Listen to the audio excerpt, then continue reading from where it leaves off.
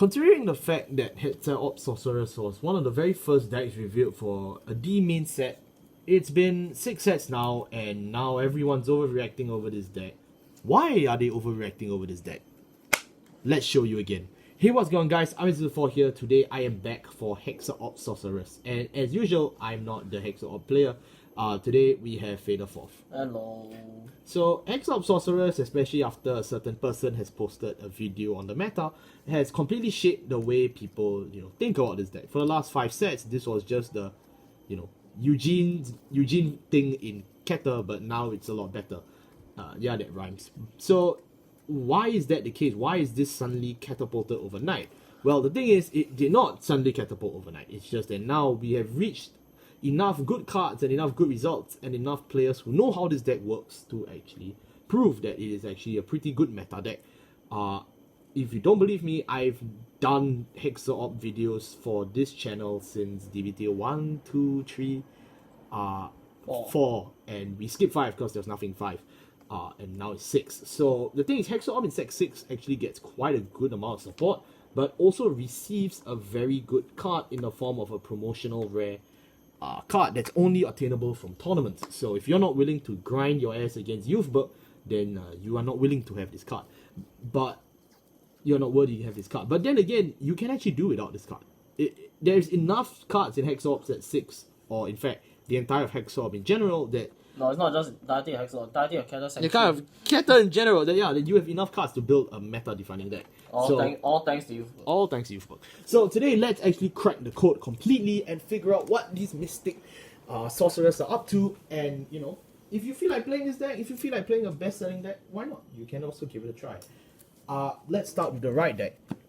The right deck is exactly the same from set 1, so I'm just gonna let you cover it very simply. Alright, so the right deck has not changed, but now we have actually some new reasons to play it. So we can start with our Grade 0, which is Tri-Connect Sorcerer. So yes, I have upgraded to the Hollow, yes. Yeah. Then we have our Grade 1, which is Tier Square Sorceress. Her ability is that when rolled upon by Pentaglyph Sorcerer, which is the Grade 2, you counterblast one, draw a card. Yeah, it's very simple. And then her second ability is that when your dry check reveals a trigger, you may counterblast one to choose one of your opponent's rear guards and put it to the bottom of their deck. So yes, there is bot decking in the Hexaorb, but realistically, our CB is better used for so many other skills that you're never ever going to play her. And you don't play this in the in the main deck anymore. I mean, you never did play in the main deck, honestly. I mean, you can play this in Youthberg. I have seen people play this in Youthberg. Why would you play this in Youthberg? You want some control, because you don't get your Shanizer, you don't need your control, but you did by CB. No, it's fine. Alright, then we move on to a card that was in the main deck for a while, but we have taken it out, is Pentaglyph Sorceress. So her ability is that when she's rolled upon by the Grade 3 Hexaorb Sorceress, you look at the top 3 cards of your deck and then you rearrange them into any order and put them back on the top. And then her second ability is that when she's placed, you look at the top card and you put it either at the top or you put it at the bottom. If you put it at the bottom, it gains 2, so 12k. If you boost her by 8k, it becomes 20, so it's a good magic number against Grade 2 Vanguard. So other than that, it's pretty useless card. And yeah, that is the right line done, because then of course we move on to our Grade 3, the mainstay Hexaorb Sorceress. The card has been the bane of my resistance for 6 sets and going strong still. But you are winning with it. That's a lie. Alright, so her ability is that when your dry check reveals a trigger, choose one of your units and it gets 10,000 power. So note that it says choose. Choose is the keyword now that we actually have to take note, because one of our cards actually relies on being chosen by our Vanguard ability and power being changed. So yeah, so basically she lets you double up your trigger power. Unlike Gravidia, which lets you double up your trigger effect, this is just the power. So you can either give 2 units in your front row 10k, it basically means that all your triggers become front triggers, or you can also give 1 unit 20 instead of 10 in case you really need to end the game and just want to swing really hard with 1 unit. Then her second ability is that act once per turn. If you have Persona rolled this turn, so you have to have had another copy of Hexaorb, and you Persona right that turn, you counterblast 1, Soul Blast 1. You choose a crit trigger or a front trigger from your hand and you put it into the top of the deck, and until the end of this turn you get +1 drive. So the +1 drive part doesn't require you to have put the card on the top, but mainly you do want to have the crit at the top of the card, the crit or the front at the top, so that you can guarantee a trigger effect.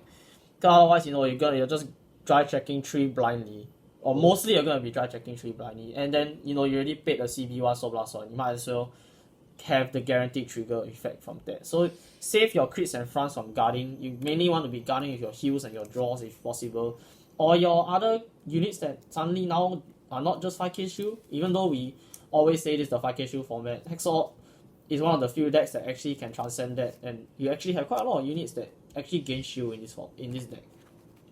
So that is the right deck done, and now we'll move on to our grade 3s. For our grade 3s, we play 3 copies of Hexaorb in the main deck, and then we play 1 copy of Hexaorb in the right deck. Yeah, so actually we have gotten rid of every other grade 3 in this deck. I know, I'm very sad, we don't play Lephisto anymore, we don't play Octoward, but there's a lot of good reasons for that. Mainly it's because the grade 2s in Hexaorb have been overhauled massively from this set. Like, actually, we have so many quality grade 2s on this set that I don't think that having all our previous grade 3 powerhouses, like our reliable restander with Lephisto or our resource manager with Octoward are not necessary anymore. They're really not, and they're only breaking you further by reducing the amount of shield in your deck, and they're also not very good beaters because they don't make good numbers. And that means you cannot guard Youth Bow. Yeah, man, you see what happened in the anime? Alright, so Filthy yeah, casual. Hexaorb, except for 7 Tori, you have to play 4 because it's a personal right deck. Yes. Moving on to our grade 2s, we play 1 copy of this in the right deck. For this is, oh my god, I can't remember her name. Quadra cast, yes, correct. With 4 copies of King Owen, 4 copies of our new PR, which I have forgotten the name of. And then we play 4 of the new double, right? Okay, so to buy me time, I'm going to just look at our returning king first, King Owen. Owen is from set 2. Owen is really good. Owen, when placed on a Vanguard Circle, you basically get a really cool skill. What is the really cool skill, you may be wondering? The really cool skill is that you get to Soul Blast 1 as long as your Vanguard Hexaorb Sorceress. You look at the top 2 cards of your deck, and then you get to put it on top or bottom, whatever you want. So you can move 2 cards to the bottom of the deck, you can move 2 cards to the top of the deck, you can do whatever you wish. And it's just an on place as long as your Vanguard is the grade 3 original Hexaorb Sorceress. I feel like this could be the next Leonard. The second skill is when your Vanguard reveals a trigger unit, you counterblast 1, he gains an additional 10,000 power.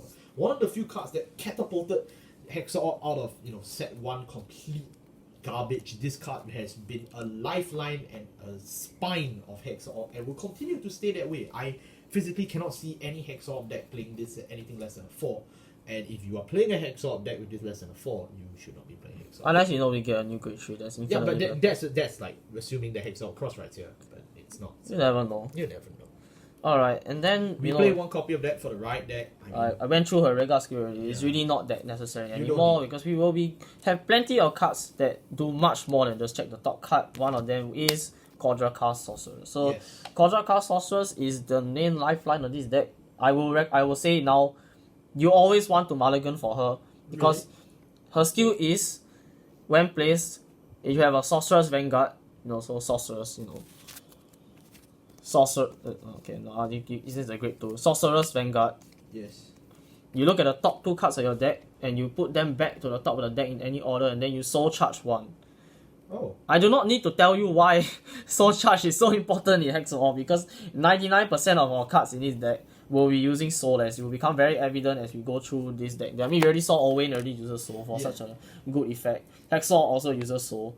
So there's a lot of cards that use soul, and just being able to have a very reliable soul charge and deck manipulation will do a lot to fix. It has done a lot to fix Hexaorb's consistency issue and how it burns out towards the end of the game.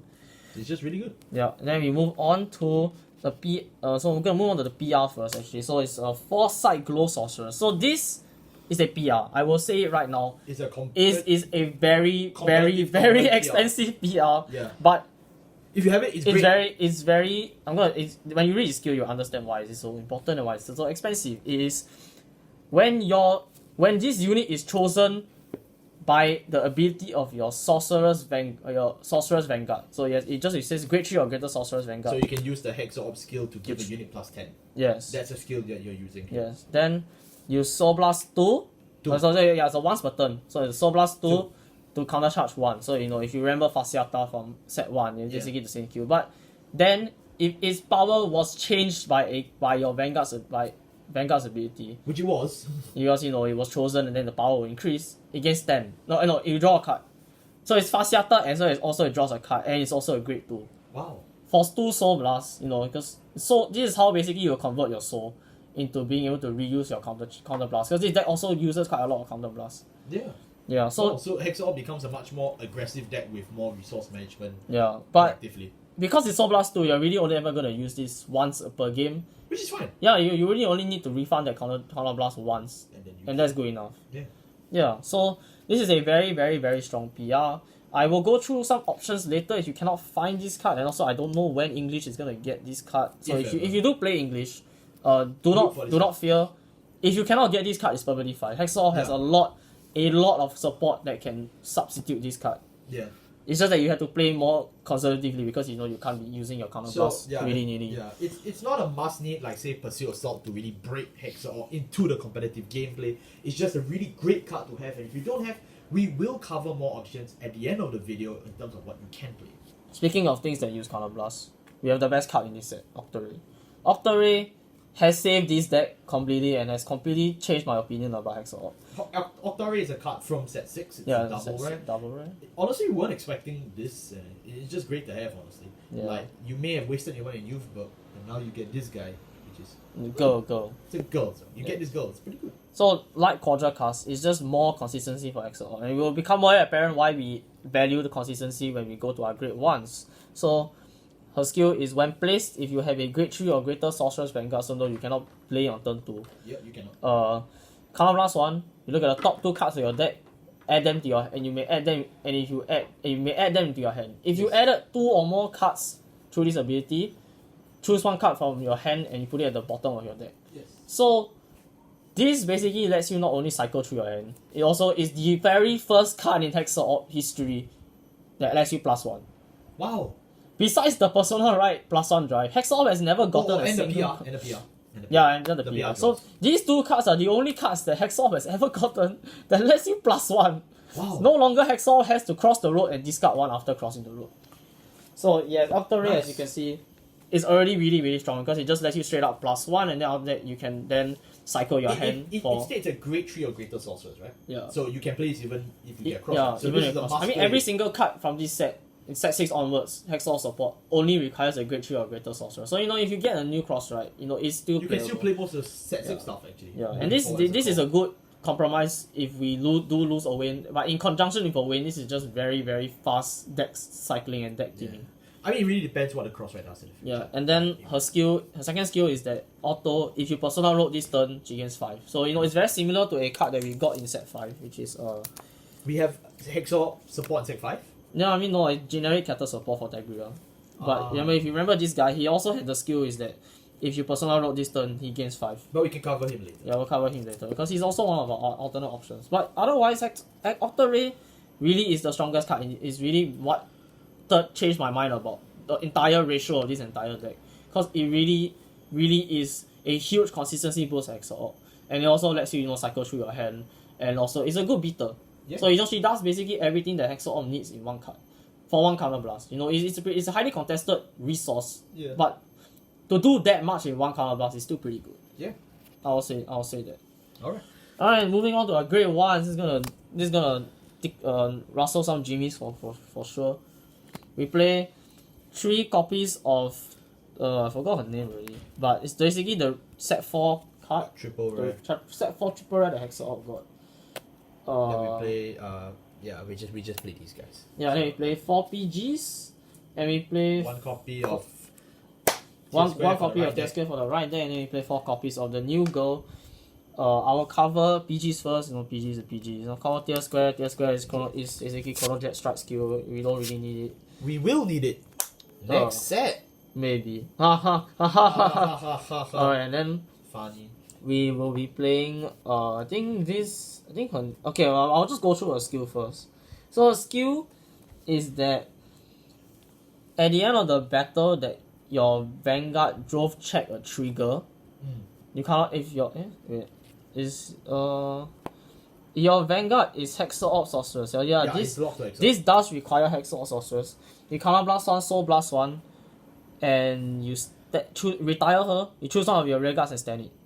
So this is a generic standard that is what I remember I had very highly contested with Recurring magic Lalalita. yeah, Lalalita. Lalalita. So basically, it's at the end of battle, your drive check with your unit, trigger unit. If you Vanguard Hexaorb CB1 SB1, choose another rearguard to stand, and then this unit passes away. Yes. So you pay a cost and you -1 as long as you flip the trigger, but you get to restand. And as you probably know, all your Hexaorb attackers are all really big. So by going -1 and by paying CBSB1, you basically gain another high-powered attack that could potentially just end the game then. So that's the only reason why she's at 3, not 4, not 2, because we only need this one once a game. Yeah. You only need one a game. Only because you can't pay the resource for it. Yeah, so it's very, very costly, but a restand could end the game. So. It really could end the game. So yeah, Yes. just take it as a 3 off. Yes. You can only play 2, it's fine, but 2 to 3. Yes. Speaking of cards that are more conservative though. We have Diana Dagon Sorceress. So this is yet another new card from Dbt06. Yep. And this is the most hair-splitting card in this entire deck. So you realize it's a 7k grade 1. So you must be thinking, you must have a really, really strong skill to justify it being 7k. And all it says is, if your Vanguard is a Sorceress, or Sorceress,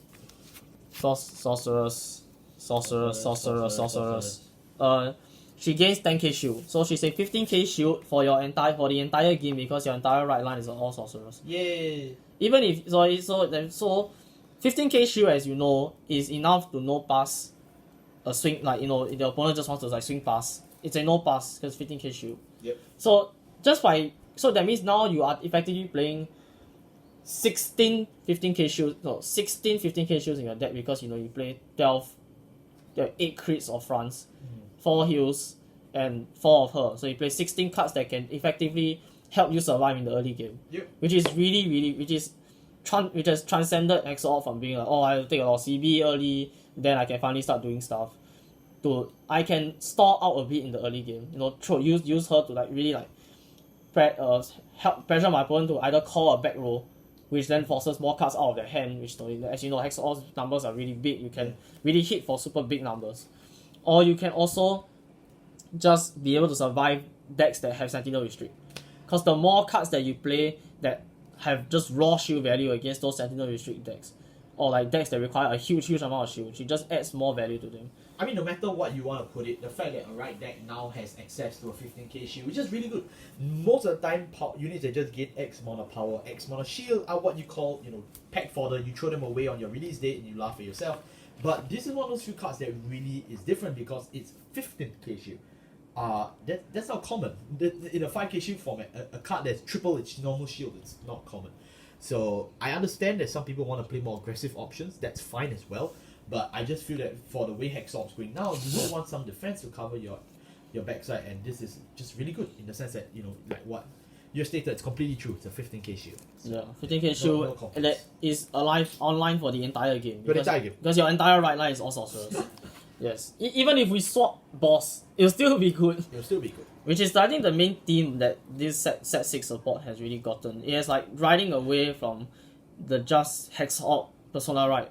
Get your Persona right as fast as possible. You have Persona right, get X effect. No, it's trying to accelerate the game plan. So that even if you don't see the Persona right, you can still do a lot of things. Which is the main reason why you might notice that the mainstay is no longer in this deck, which is Tortoise. So Tortoise was your Hexaorb Persona right searcher because it only is online if you have if your Vanguard is Hexaorb Sorceress. Yep. And so it's basically a deck card for 3 turns. And if your hand is full of it, it's only a 5k shield, which is why it's not very good compared to playing Dagon Sorceress. Yep. As well as also... What are all options you can play in the deck? Other options? Yeah. Oh yeah, no, there's a lot of options, but to summarize Tortoise, the main reasons why we no longer play her is because CB really is very, very highly contested in this deck now.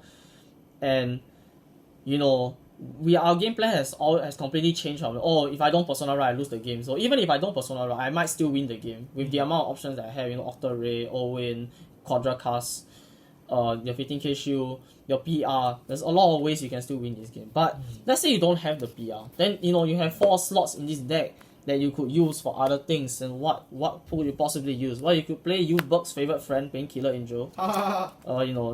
800 yen for double rare from set 1. Alright, dude. Very fun. Yeah, you can play one more Lada Rita. If you really like the restand play, and because you make sure you consistently. and because you're not playing the PR, you no longer have to deal with not having enough soul, because Quadra cards gives you +1 soul every time that you use her. So it means you're now in an excess of soul and CB.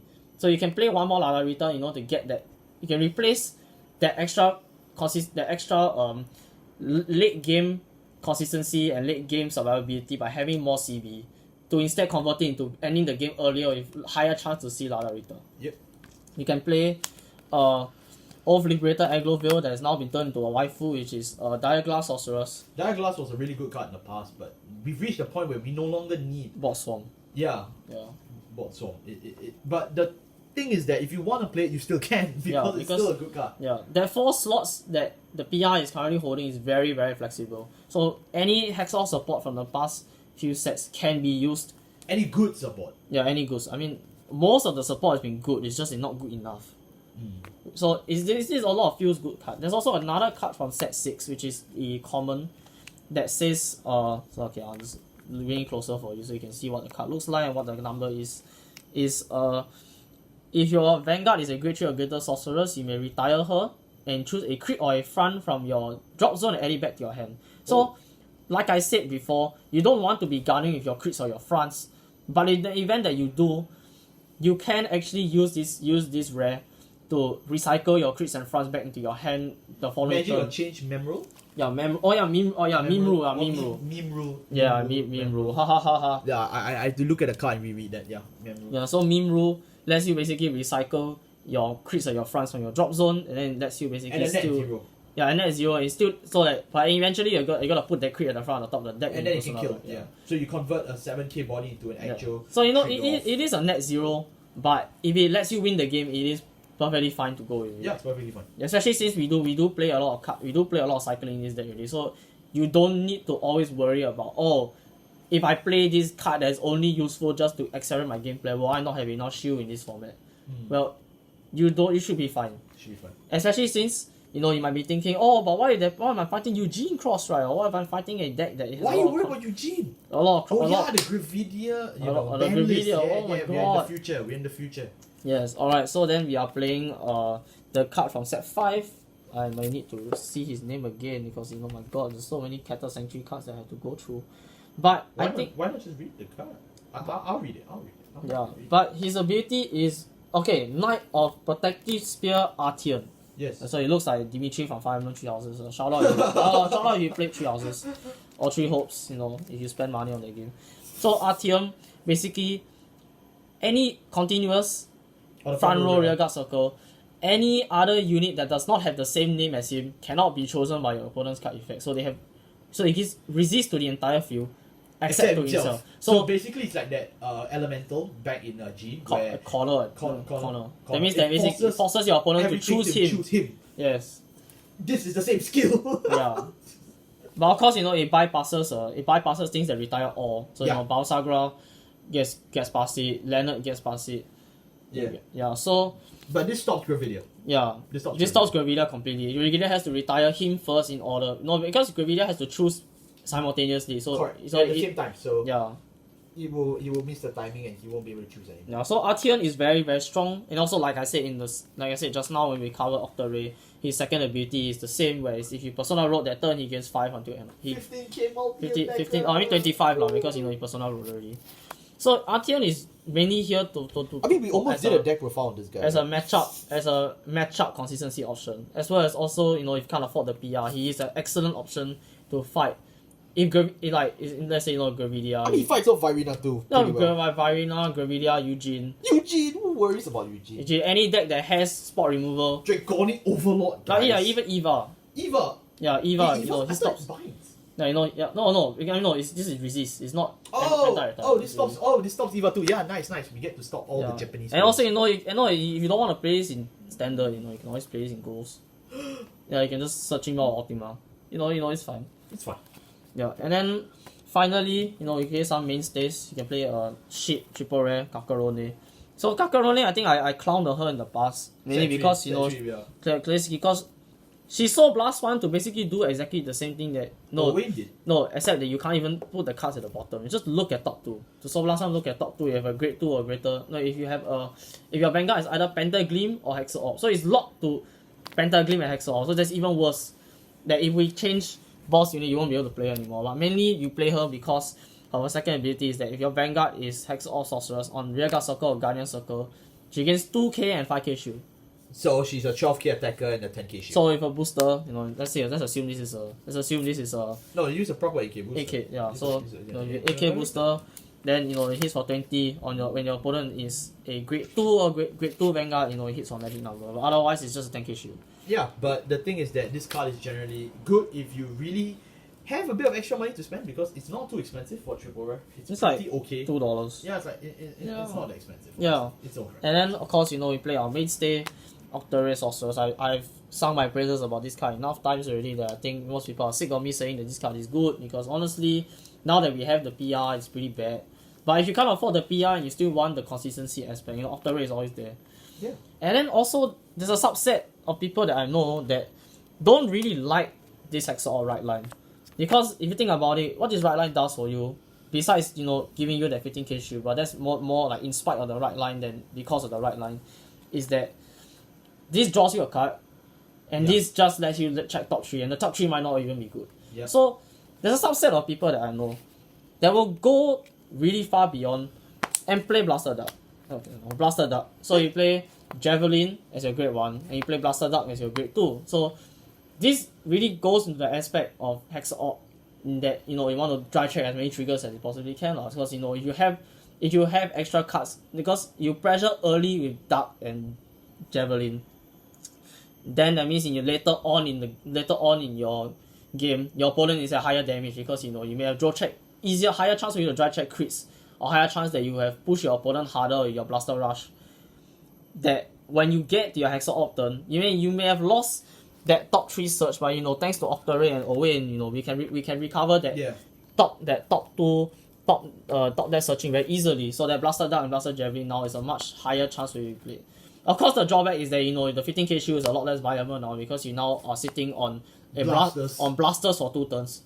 But other than that, it's perfectly fine for you to play Javelin and... I mean, Javelin and Duck have seen play in Hexaorb decks, successful and not successful ones, throughout the entire set 3, 4, and 5. So I would say it's entirely possible to continue it even onto set 6.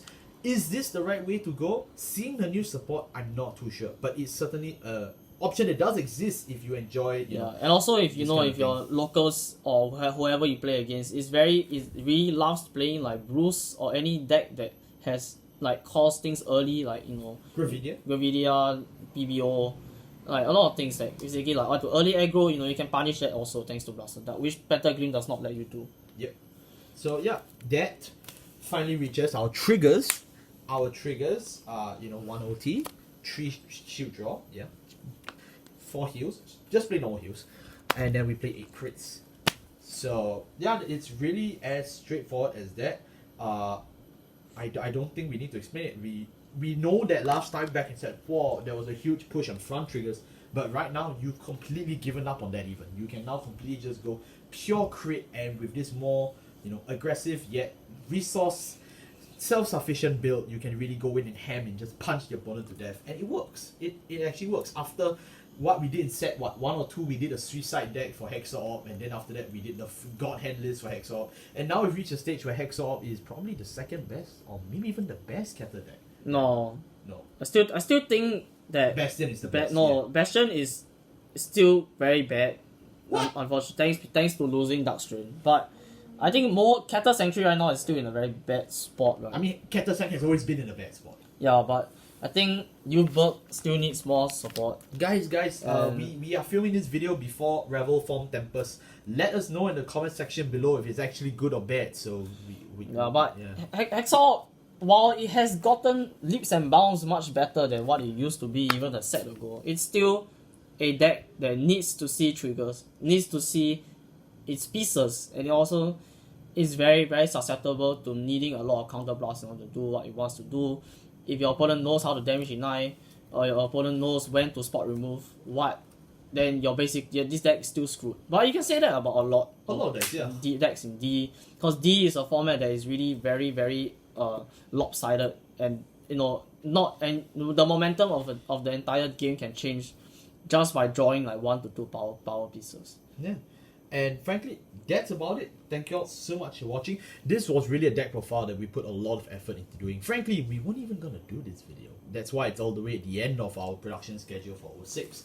But, seeing the huge uproar, we were like, okay, you know what, it's fine, we talk about it. For 5 sets now, 5, right? We have been trying to push this deck for practically, so long, but we finally reached Eternity's End where people, will do the pushing for us. So all we have to do is just put out all our work, fight it up, and just leave it nicely on my counter, and now people will realize, hopefully, that this is actually a meta deck. And yeah, by the time this video is released, or even a few weeks from now, set 7 would have come out. Would this still be, as accurate as possible? I I have no clue. Hexaorb has 1 card in set 7, but that's mainly more for you. But you can still play it. It's the grade 3 booster. Yeah, but let's leave that for the set 7 Hexaorb deck profile. I believe we'll be here for many more years to come. Thank you all so much for watching. I'll see you all next time. Goodbye. Bye bye.